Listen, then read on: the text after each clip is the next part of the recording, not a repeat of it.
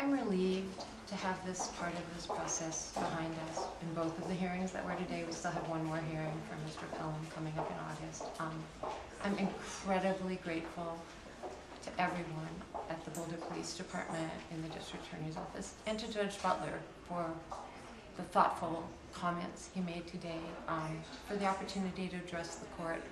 And most of all, I'm happy to have this behind me so that I can move forward with my work to honor Aaron's memory as he was in life, and to continue working on his memorial fund and to advocate for people with disabilities. So hopefully we can keep things like this from happening in our community in the future. So I'm at peace with it.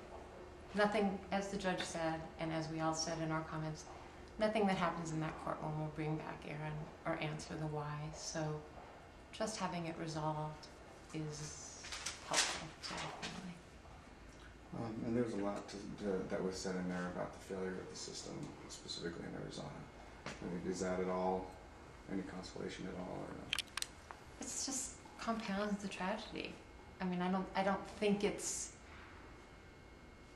that's him off the hook, you know. I mean, yeah, the system fails a lot of people. Aaron waited on a waiting list from the time he was 21 until he died to get his Medicare waivers funded by the state of Colorado, and he died still on the waiting list. And I believe if he'd had those services, it doesn't take much to change the trajectory in the life of a disabled person. Maybe he wouldn't have been home that night. So the system failed Aaron in a way too, but that doesn't relieve the responsibility. And my motivation in all of this is to keep other people safe. I think Austin, hopefully he can take advantage of some of the programs that were made available to him. I said that in my talk.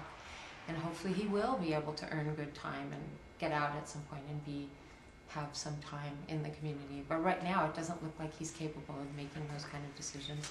And I would hate for another family to be in this situation ever because of him. And is there anything that you'd like to say anything to the Holford family at all, or? Oh, my heart goes out to them. In the instant that these two young men, because I don't let Luke Pelham off the hook either, I think he was the only one that could have prevented this from happening because he was the accomplice. It wasn't his idea.